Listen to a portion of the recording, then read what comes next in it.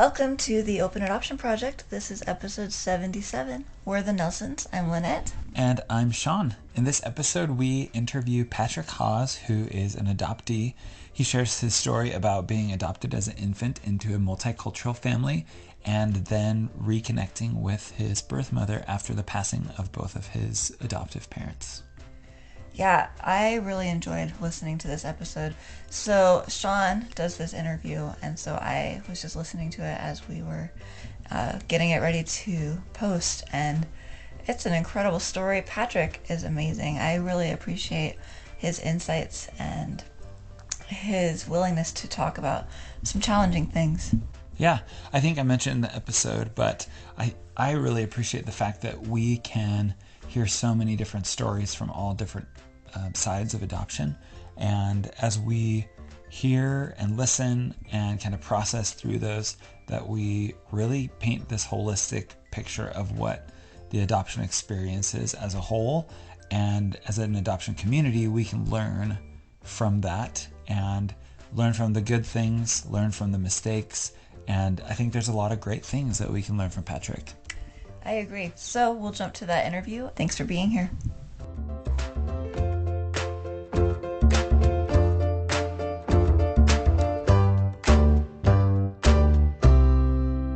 All right. Well, we are now on the podcast with Patrick Hawes. Patrick, thank you so much for being with us. My pleasure. Thank you so much for the opportunity. Well, we are really looking forward to our conversation today. But before we jump into lots of questions and hearing your story, we'd love to get to know you a little bit better. So help us get to know Patrick. So I currently, I was in the Navy for 26 years. I retired in 2019. Grew up in Baltimore, Maryland, or near that area. And so now I live just south of York, Pennsylvania. I still work for the federal government. I can't get away from that. That's like it's kind of one of those things where they once they have you there, they just they keep pulling you back in. I like I said, I retired in 2019, and I wasn't really looking towards working back for the federal government again, but opportunities and doors opened, and so I enjoy being retired from active duty military. I miss it to a certain degree, but I bet. I love it.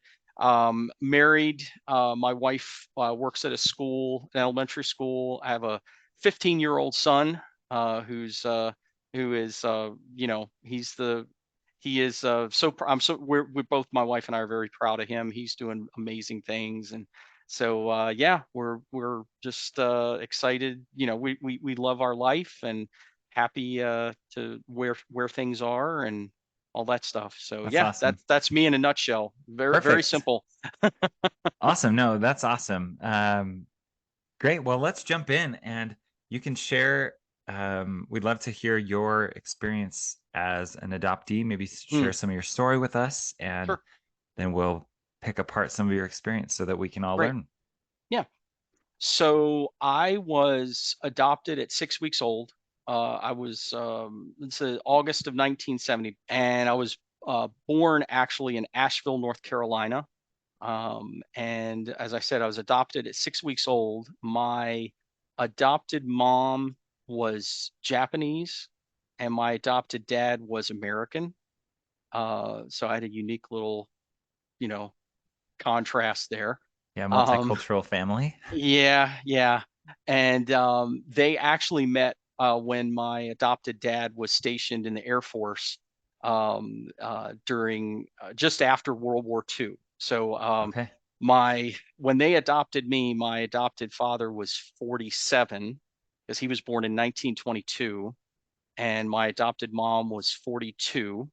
She was born in 1928. So they were older when they adopted me, and had no other kids. So I was an only child, and my adopted dad, he passed away in August of 1974. Actually, about maybe 3.5 weeks after my fourth birthday, he passed Wow. away. He had cancer, and so that really was, as I've looked back on it, as I've gotten older, that was really the the point in my life where I didn't know it at the time, but where I started to develop this sense of who's the next person that's going to leave me, and being feeling this feeling of being alone, Yeah. of loneliness. And so my adopted mom, again, she couldn't hide the fact that I was not hers. I don't look Japanese at all. She first told me that I was adopted probably between I was about five, maybe 5 or 6. Don't remember exactly, but I was still pretty young. And she to my and she had repeated this over the years as I got older, anytime I asked her, but she told me that my biological mother was very young when she had me, couldn't afford to take care of me. And this was the thing that really stung, was she told me that my biological mom didn't really want me. And so that created, and again, I've looked back, thinking back on all those comments and those things, that was that was the point where I was like, well, okay, why did my biological mom not want me? What was wrong with me? All those kinds of things. And so, um, but with my adopted mom, there was always this distance between the two of us because I did not speak Japanese. And, her English was good, but it was broken English. And so there was always this separation between the two of us. We never really, like, there were a lot of things about her I didn't know until after she passed away, because she passed away in 2004. Okay. Um, and and it wasn't really until then that I started even thinking about searching for my biological family. And most of that was out of respect for her, my adopted mom, because I knew that if I ever even mentioned wanting to search or look for my biological mom, my adopted mom would never have understood that. She never would have understood it. I can say with pretty much certainty that she never would have supported it. It would have devastated her. It's that's pretty much the truth. She would have been devastated. And so, out of respect for her, I didn't search.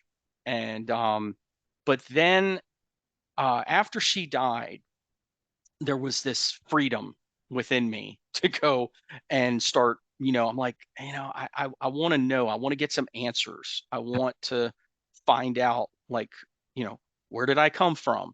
Who do I look like? All of these things that, you know, a lot of us adoptees want to know, you know. How old were you at So that point? I was 34 when she Okay. passed away. And so and again, people ask me, they're like, you never thought about searching? I wouldn't say I never thought about it, but again, like I said earlier, it always was something that I just put aside because, again, my adopted mom, she just would never have understood. And so I at 34, like I said, I reached out, as I said, I was born in North Carolina, so I wanted to try to get somewhere. I wanted to try to start searching. And so I said, well, maybe I can get my original birth certificate. And I called the state of North Carolina and the Department of Records, Vital Records, and I said, well, I want to get my original birth certificate. And they said, well, we can mail you this certificate. It has, this name, and it was, my name. But I said, no, I'm adopted. So there's an original birth certificate. Oh, you're adopted. Well, you can't have that. I said, come again. And they said, well, no, there's we have a law that says that once you go to an adoption, those original birth certificates, they're sealed. And the only way that you can get them opened is through a court order. And I think that the words were from her were like, good luck with that, or something along those lines. Really So encouraging. yeah, exactly. So I was like, well, that was a door slammed in my face. Now they did say, they said, well, you can get what we call non-identifying information. And I was like, well, what is that? And they said, well, it just basically lays out, just some basic information, this and this and this. And so I said, okay, I'll do that. So I think about maybe, I don't know, because I was actually in Hawaii. I was stationed in Hawaii at this time when my adopted mom passed away, and I started doing this search and this and that. Well, the non-identifying information was really just wasn't much help.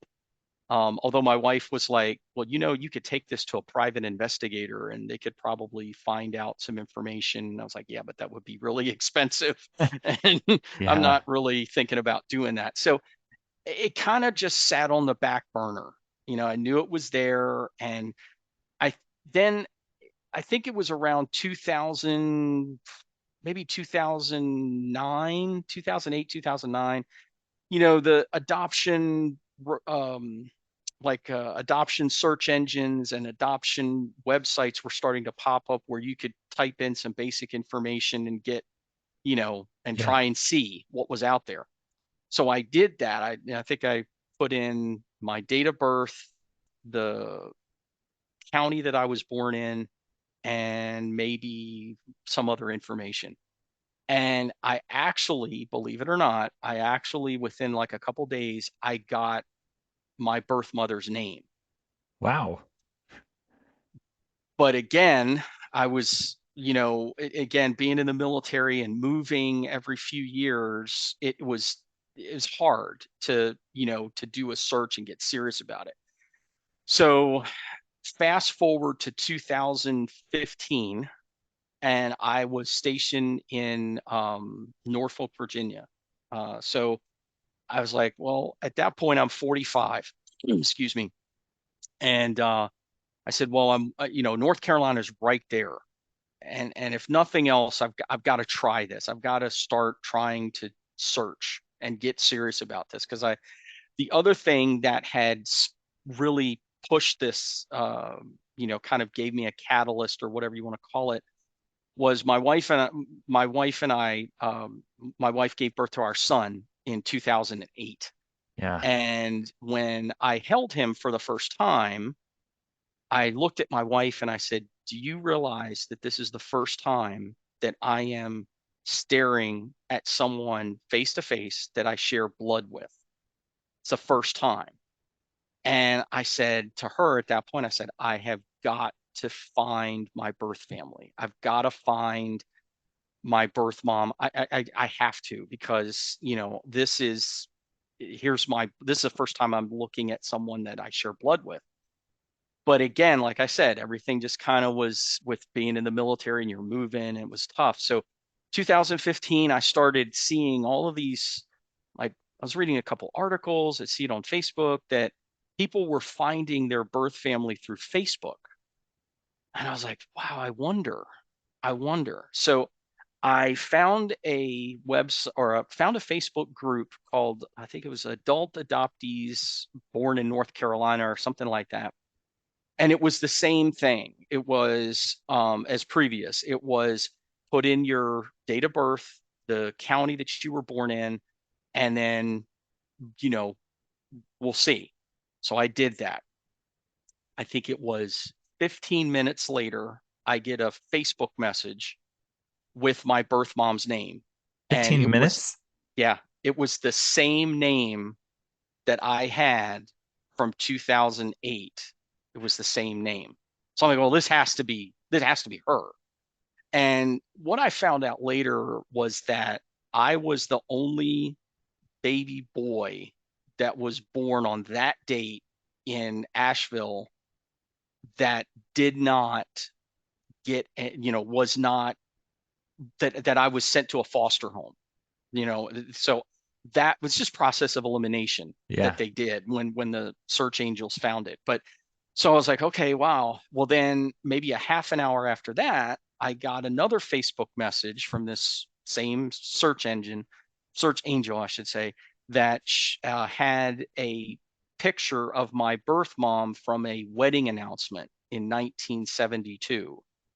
And so I looked at that photo and I'm like, well, I can see some resemblances here. This could, I could be onto something here.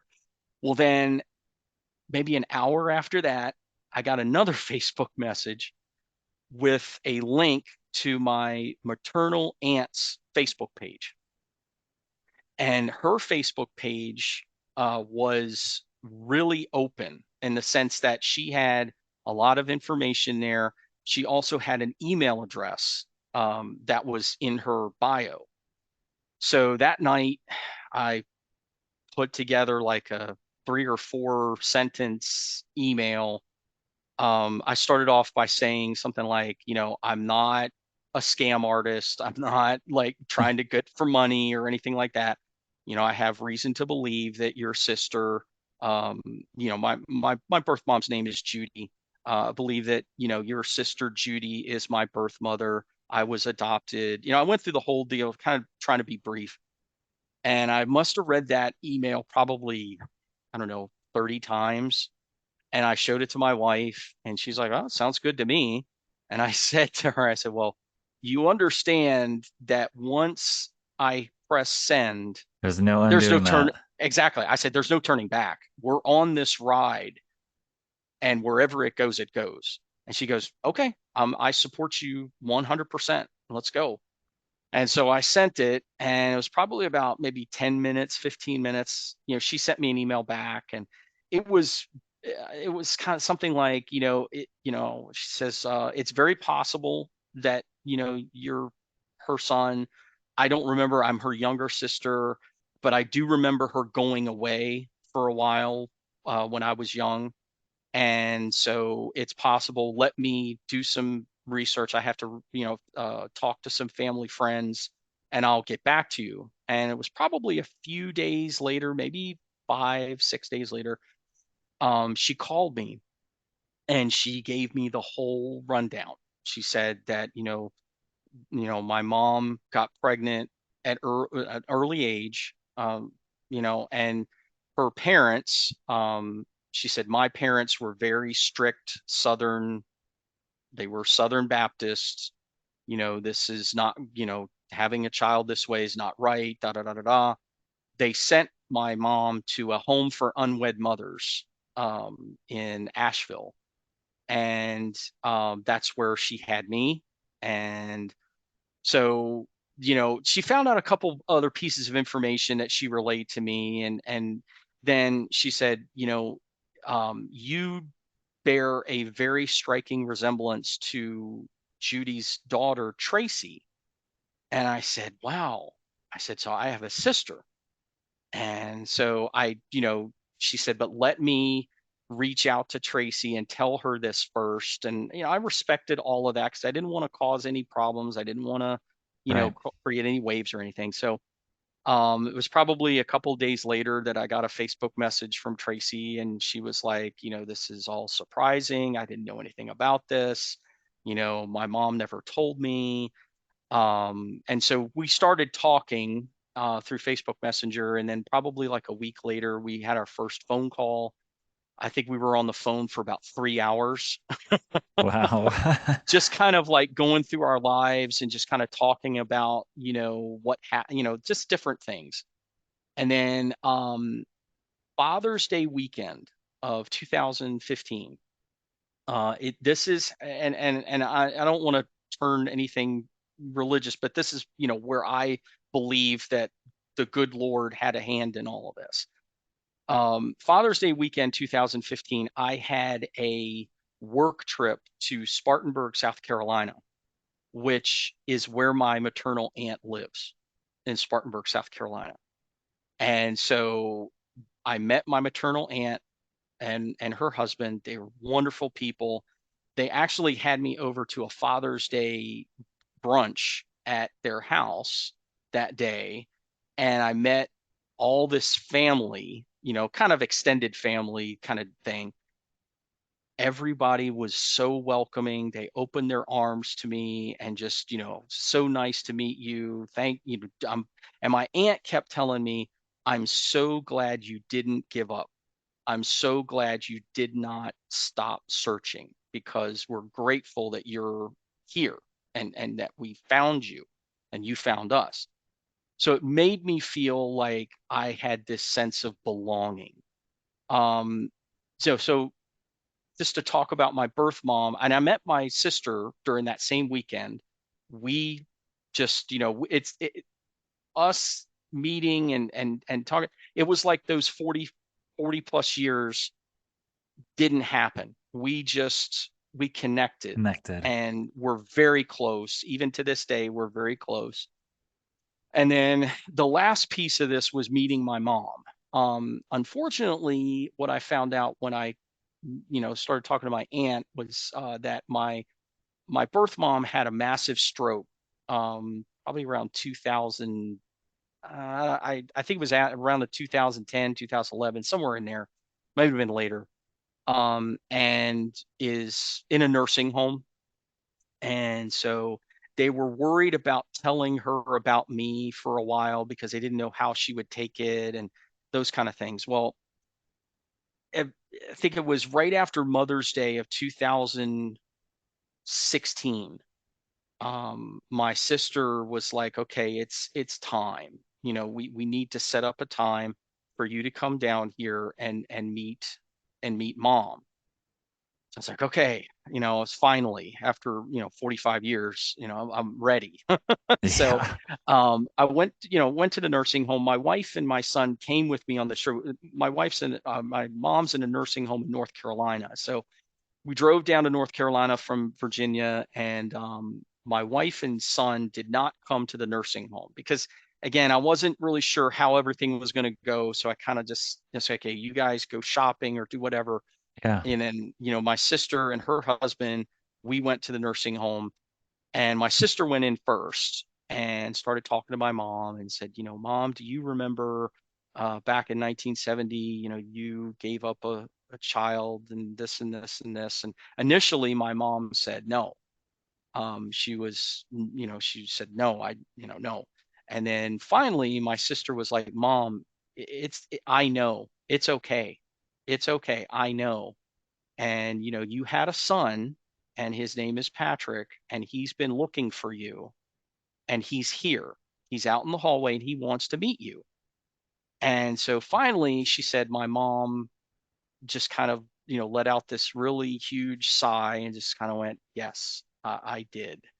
And so my sister came out, and she's like, come on in.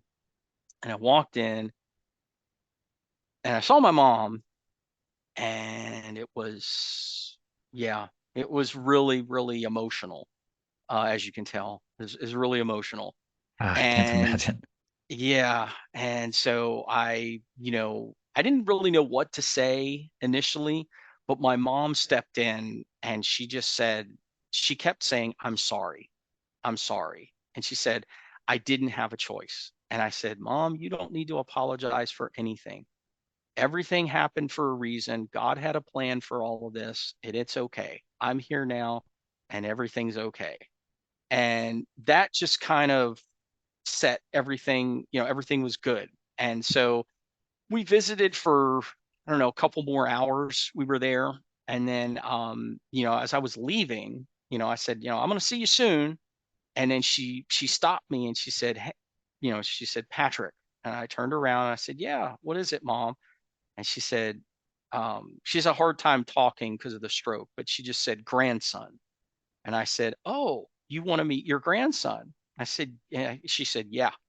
I said, okay, we're going to arrange that. So it was probably another 2 months later. We arranged another time to come down there, and my wife and my son met my mom, and my mom keeps my son's school pictures up in her room. She puts them up on her board that she Yeah. has up in her room.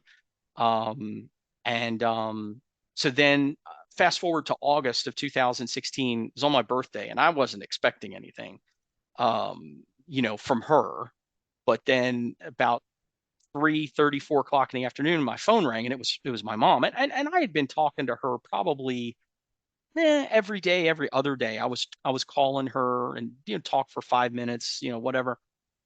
And she called and I answered the phone. I said hello, and she said, "All." And she didn't say hello. She said, "Happy birthday, Patrick." And I almost started bawling because it was something that I had been waiting for 45 years.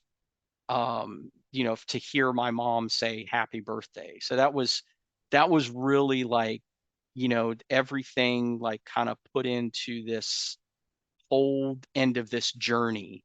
And so yeah, so I talk to my mom probably every other day or so. She's still in a nursing home, and her husband that she has now, he's there every day.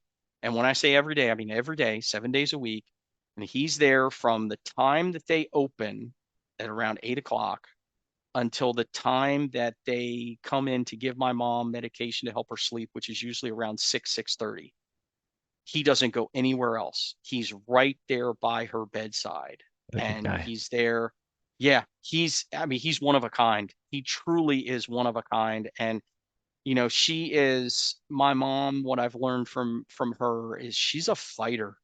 She's got this fighting spirit. She's not going to give up. And I think she's passed that on to me because I'm that kind of way. I just don't give up and I keep going and keep, trying and whatnot. So, like I said, I still talk to my sister, and we have a great relationship. And I've met all of her kids, and Dylan's met her kids, and so it's been a really good, healthy reunion. It hasn't been without its challenges at times, but it's been a very healthy reunion. So that's really the journey. It was 45 years in the making, but as I said, God had his plan and working it out and doing it in His timing.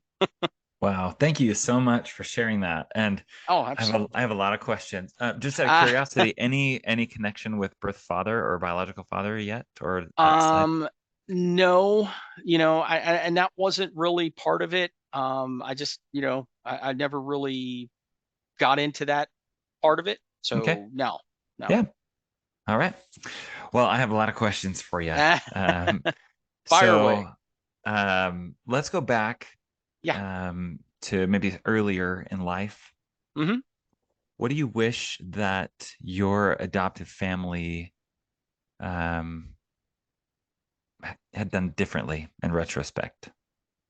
Mm, I wish, well, again, like I said, with my adopted dad, passing, he was already gone by the time I was old enough to start To asking know, yeah, questions about being adopted. But with my adopted mom, I wish that she would have, number one, I wish she would have been a little bit more honest with me, because and I found this out after she passed away, going through papers and things like that she hid some details from me as I was growing up, which that was hurtful. That was painful and caused some issues yeah, that I had to go through some.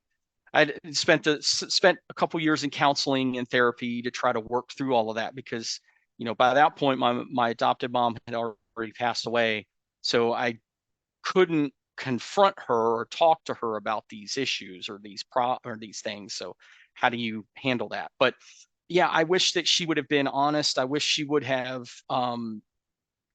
asked some questions to me of, like, do you want to know more information about your birth family? Do you want to do you have any desire to want to search? Just things like that. I wish she'd have done that, because and some of that was just, I think she was my adopted mom, especially after my adopted father passed away. She changed a lot.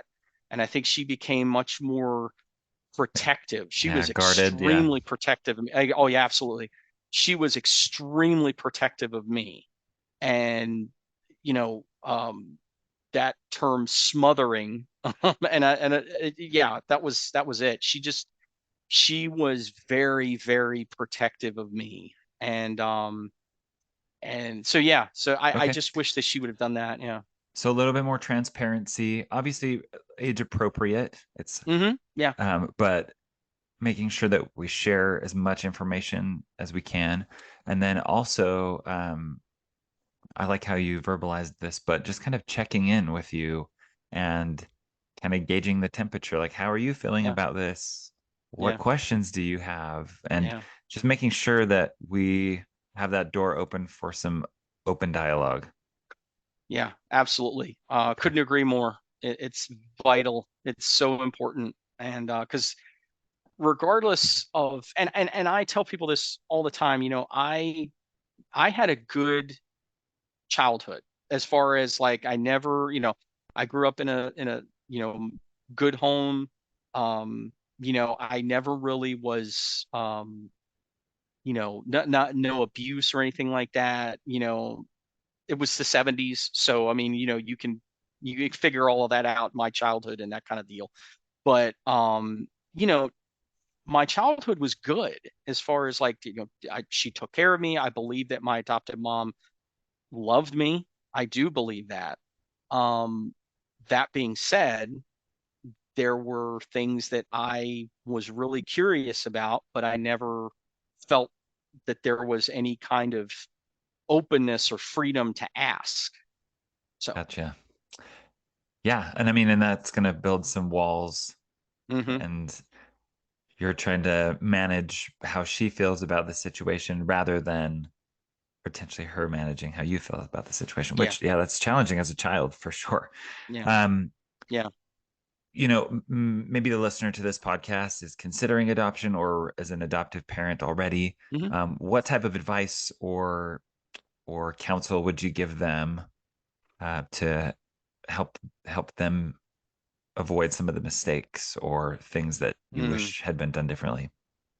Wow, that's a great question. Because I do, I've talked to a couple, several adopted parents in over the years, and especially after I found my birth family and everything else. The just a couple of things that I would say. One is, like I said earlier, give them space to have those emotions. Give them space to feel, you know, well, why didn't my like I was as why didn't my biological mother or parents want me? What happened to me? What was something? Because I think that's a natural tendency, especially as the kids are getting older, teenage years, they're starting to trying to figure out themselves. And when you have this, you were adopted, so you have these questions about where did I come from? What all of these things, where was I born? All of these things that they have questions about. If you have those answers, talk to them. But again, like you said earlier, it has to be age appropriate. Certainly as they're getting into their older teen years, yeah, if they're wanting to know, and even if they're not asking, they may be scared to ask. They may be afraid. I don't like me. I don't want to hurt in my case, I don't want to hurt my adopted mom's feelings. I don't want her to feel like I don't care about her. So the parent has to be the one to open that door Yeah, and make sure that there's that line of communication to say, hey, come to me if you've got questions. I'll do my best to answer them. And yeah, then, sometimes you might need to go seek professional counseling, at absolutely. times. So, Yeah, as an adoptive parent, we have to check our ego at the door at times, and we have to be okay with whatever our mhm, kids are feeling yeah, about their adoption or about their right. adoption story. And we can sit with them with that and help them process through it. And I love that you're recommending professional help if possible, because parents don't always have all the answers. Yeah, And yeah. that's Oh, okay. yeah. And as I said, as a parent of a 15-year-old, I know that firsthand. The other thing that I would say with the adoptive parents, and again, I firmly believe that this is not every adoptive parent, but I know that some, and I've spoken to some, whether it's on social media or in person, that there's this, I don't know what they call it, like the term, but it's almost like this hero mentality, or this like Like I'm gonna saviorism save. almost. Yeah, Yeah. there it is. I would just caution that, because the child, again, coming from an adoptee's perspective, you know, we already have these, you know, where did I come? I've got, this, I've got that, what's wrong with me? Why didn't my parents, my birth mother, birth father not want me? Circumstances, all those things. And if the adoptive parent comes in with this, I'm here to save this child or something like that, that can lead to some issues down the road. They may not Yeah.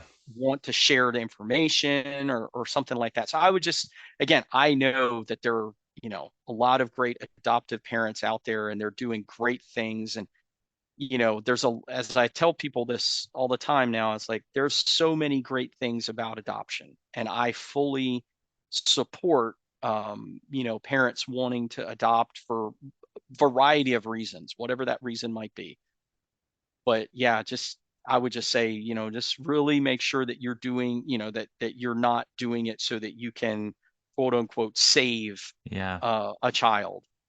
So Yeah, I love that advice. And it actually made me think of the parts of other conversations we've had with other adoptees where even many, I mean, many adoptions now, the majority of adoptions now are open. yeah. Um, but even then, if you're talking negatively or poorly about their birth parents, Hmm. especially in Hmm. front of them, um, they attach part of their identity to their birth parents, and that's Yeah. just the facts. Like Yeah. that's how it's going to be. And Yeah. if someone's talking negatively about their child's birth parent in front of them, they're going to extrapolate some of those feelings and put them on themselves. Exactly. And I mean, we love our kids' birth parents, and Hmm. we try to help our kids see how wonderful they are and the That's great. amazing qualities they have. And it it I'm trying to figure out how to verbalize this, but knowing that they are connected and have those Mm, relationships, we want to do everything that we can to foster the best connection with their birth yeah. families possible. So, Mm, talking positively, making sure we're having time hmm. to connect. And then, like you said earlier, just making sure we're open about feelings and Mm, talking through things together. yeah. Thank you so much. There's so much great stuff I think that we can learn from that Yeah. part of your experience. Yeah. Absolutely. Absolutely.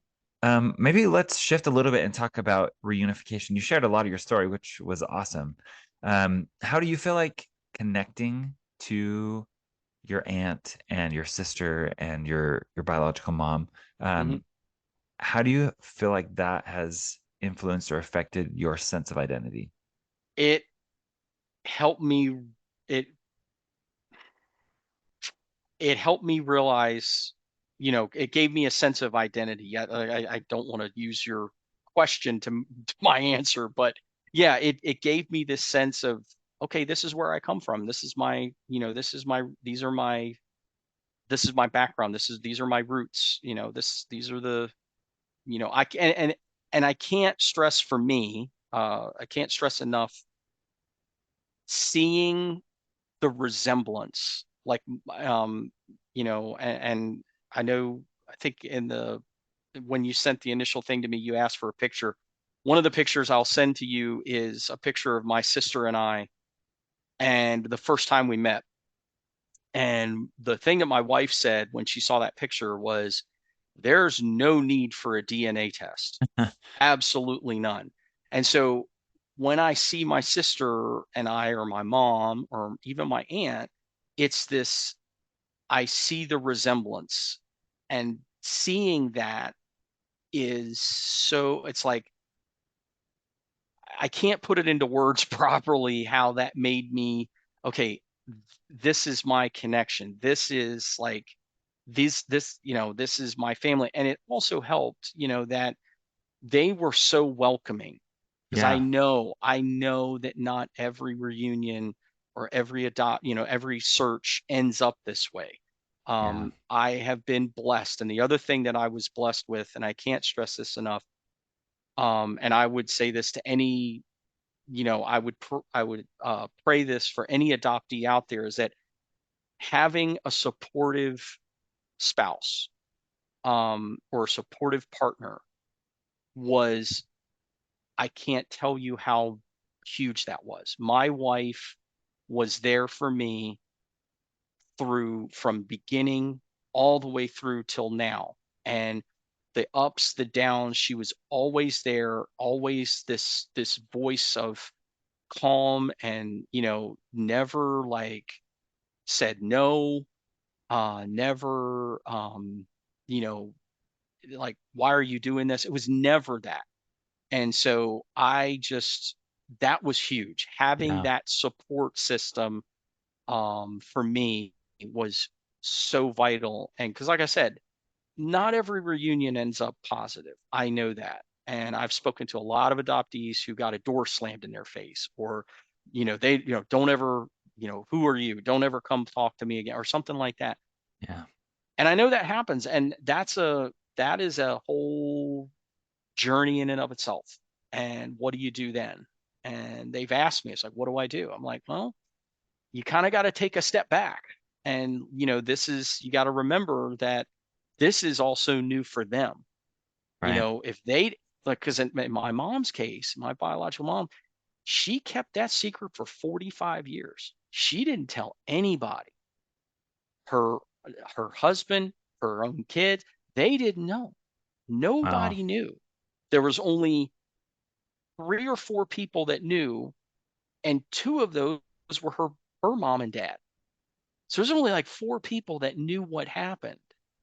And so when you have that kind of level of secrecy, it's tough when those things come, that they come out of the closet, or, so to speak, figuratively Yeah. speaking, so, but yeah, I would really just say, just try to stay positive. It's tough, but try to stay positive. Love that. And I feel like that answered like three of my other questions for you, which is good. Sorry. No, no, no, no, no. It's awesome. One thing I was going to ask you was what helped you work through some of maybe the complicated emotions of reunification, but maybe Mm. I'll try to recap some of what you said, and if you want to add anything, please Mhm. do. But Sure. one, your birth family was very accepting of Hmm. you, which Yeah, I think makes the emotions maybe a little less complicated. But you absolutely. talked about Yeah. having a supported connection, like your wife or a partner Hmm. or somebody there that Yeah. is just with you along the way. Anything else come to mind to help you deal with that process I, emotionally? also think, as you know, as strange as it is, maybe that's not the right word, but you know, social media can be a very positive thing. I know it gets a bad rap, and for, reasons that we can all Yeah, agree on or whatever. But being a part of some of these adoption support pages or adult adoptees and things like that, being able to express and talk to other adoptees was also a big factor, because I found that, excuse me, oh, I'm not the only one that went through this. Oh, I'm not the only one that, oh, you were born there. Okay, yeah, you're finding people that have the same life experience that you did or similar, and that gives you a feeling of connection. And I yeah, think that's a really big part of those of us adoptees, especially like in my case, from that closed adoption era, the 60s and 70s, where adoption was a really, it was a dirty word. It was like you didn't talk about this stuff. right. And I'm really, happy to hear that you have an open adoption. That's awesome.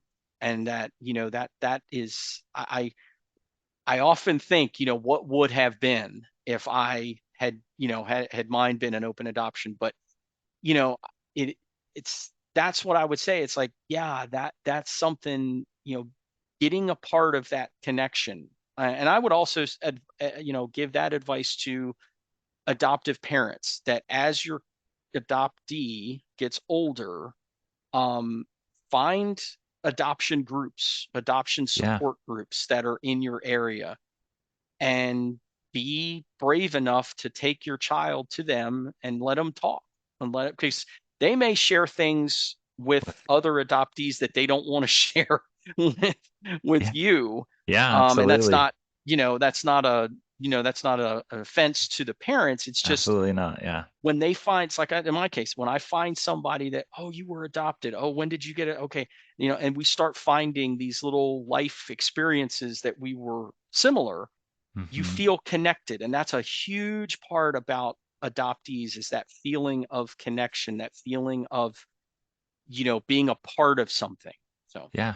And I've heard that from other adoptees, also from some birth parents that have shared, mm, being able to connect with others. One of them also cautioned, she said, I could find a group on Facebook that everyone has the same exact opinion as me. It's kind of like an mm-hmm, echo chamber. yeah, But the things that helped her a lot was to also find people that had different experiences. yeah, And so that it wasn't just so pinpointed and narrow, just to understand more fully. yeah. Because as no two adoptions are the Nope, same at nope. all. And I'll add, no two adoption journeys are the same. No, everyone's journey is their journey. It's like, Yeah, and I also think, at times it's easy for adoptees, if they find out once they find out certain things, or maybe some things weren't as positive, they can get a negative view about adoption. And it's like you said, it's easy to get that very narrowed opinion, because there are many adoptees that have very, very strong opinions and very strong feelings about their adoption, yeah. and that's okay. Keep it all in perspective, is what I always say. Keep everything in perspective and realize that that's their journey. you know Hopefully it things change and it gets better or whatever, but understand that that's not everybody. Like you Yeah. said, no two adoptions are the same. And that's one of the reasons we love having adoptees on our podcast, Mm, because we get to hear just this huge variety of experiences. But as we piece all of those experiences together, we become more informed as a community. hmm. Um, and so, yeah, I love that. Boy, there's so much we could talk about. I do have a few more questions Sure. before we wrap up, Okay. but maybe this kind of goes back to your younger age. But what have you struggled with regarding adoption, and what do you wish that other people understood about those struggles? Ooh. Um, Again, that feeling of belonging, that feeling of loneliness. As I said, I didn't realize that I had felt that until I was older. That, man, I really was, I needed somebody. I needed, whatever. Um, that was a tough part. I had people in my life that were father figures to me, but losing my adopted dad really affected me personally. Yeah, Because when I was a teenager, like my son's age now, 14, 15, 16, those are tough years. And the one person I wanted was my adopted dad, because it, I looked up to him, even though I didn't know him, even though I knew very little about him. He became like a superhero to me, yeah, and so that was hard. That was like, man, I don't, who am I? I don't know who I am. Yeah, I have this adopted mom, but she's Japanese. She spoke Japanese in the house to her friends. I don't know what she's talking about. I don't know who she's talking about. So that for me was a difficult part growing up, is that this sense of belonging, this sense of you know you are a part of this. And again, I don't doubt that my adopted mom cared about me, that she loved me, all this and this and that, but there was a piece missing.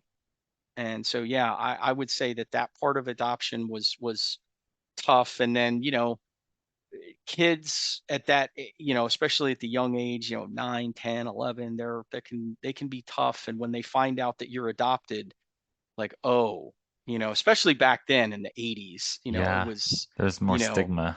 oh, absolutely. And then when they find out that your adopted mom is Japanese, like I have a Japanese middle name. My mom gave me a middle name that was her brother's. And so when they find out that I had Japanese middle name, then it just was relentless. And, the constant, I actually had kids come up to me and slant their eyes to me.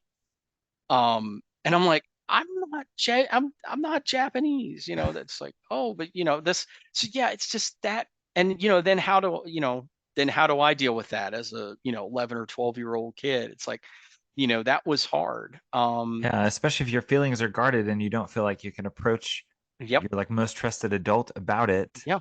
Yeah, Yeah. that's hard. Yeah. Those were the tough parts for me. And again, going home to an adopted mom who, didn't really understand all of this, and I, wasn't probably going to be much help. So I kept that all in. I kept it all in. So having that, yeah, as I said earlier, having those outlets to talk about those things is huge. Okay. Very good. Thank you so much. Um, the adoption community faces a lot of challenges. Hmm. Um, what do you think we like if we could change one thing about adoption or how it's perceived, Mm. what comes to mind? Well, first, I would say, this is just my own personal opinion. First, I would say that every state needs to open up to original birth certificates. Like as soon as that adoptee turns 18, they should be able, and if they want their original birth certificate, they should be able to go and get their original birth certificate. And that's just something as an aside, like, I don't know that in my lifetime North Carolina is ever going to change. They're always going to have closed adoption records, whatever. So what I did, and it was frustrating initially, but what I did is I got involved in other states initiatives. Yeah. Like for example, I submitted my story to Connecticut. This is when I was living up in Rhode Island. The state of Connecticut was doing an initiative or trying to put forth a bill to get a get original birth certificates, and I submitted my story and everything else. They now have, open records, and they now have original, adult adoptees can get original birth certificates. I've done that for a couple other states to get involved in those efforts. I just, like I said, if I could say one thing about, the perspective about adoption is it's not one size fits all. Yeah. Everybody's going to have a different, like we said earlier, everybody's going to have a different opinion, a different outlook, a different whatever. But there's so much, there's so many things that are positive about adoption. And there's so many kids out there that are in foster care that they need a loving home. There's no question about that. And again, that's where I would say, if you're looking into adoption, you know, really be prepared for that day when, as best you can, be prepared for that day when that adoptee, that child that you adopted is going to say, "Tell me about my birth parents. Yeah. I want to know where did I come from? What were my parents?" And if you have that information, share it with them. Yeah. And Again, age hopefully appropriate. hopefully it can be part of the narrative that they always know. Yeah, And that there's not just one day where it gets sprung on them, but like we've said, age appropriately help them understand. If you yeah, have a great open adoption, they're going to be involved right, anyway. right. Um, but I did some Googling really quick and saw that only 12 states right now Mm-hmm. in the US allow someone when they turn 19 Yeah, um, yeah, to see their original birth yep, certificates. So yeah. And there's a lot of work to still be done to yeah, help that yeah. happen. And I've spoken to, again, my focus for a long time was on North Carolina, and I've spoken to a couple of legislators in North Carolina, and their response to me is the same. It's usually, these, most of it's women, but these people, um, they were promised secrecy. They were promised that this would stay secret. And my response to them was always the same. I'm like, you do understand that it's now 2020, 2022, whatever it is. There's things like Ancestry, DNA, 123andMe. There's all these things out there now that these secrets are not secrets They're anymore. not going to be And dormant for long. exactly, exactly. And so, I just, yeah, it's really sad that that's, like you said, it's only 12 states that allow adult adoptees, people that are my age, in their 50s, to go and get their original birth certificate. So, yeah. Yeah. Wow. Wow. Yeah, we're actually going to do just a little mini series where we potentially try to help a couple adoptees who are searching. Mm-hmm. We have an adoptee who's very much into genealogical DNA, Mm, and she's willing to use her expertise to help. that's Um, great. and yeah, and there's another story that we'll actually share probably in the episode before this, Mm-hmm. where DNA uncovered a lot of maybe deception or lies that Mm, have been told. Um, mm, and yeah, and unintentionally. yeah. But any so maybe thinking of that group of people who might be participating in that, any advice that you'd give them as they potentially are preparing to connect with birth family? Take it one day at a time.